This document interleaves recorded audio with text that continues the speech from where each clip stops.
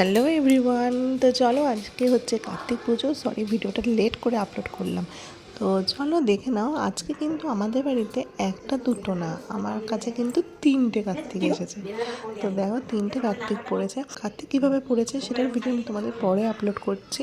তো আগে আমার আয়োজনের জোগাড়ের সব পুরোটা দেখে নাও।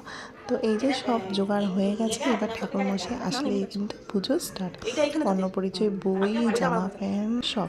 তো চলো, ঠাকুরমশাই চলে এসেছে, পুজো স্টার্ট। শান্তি জল নিয়ে যা। অল্প করে দিচ্ছি পায়ে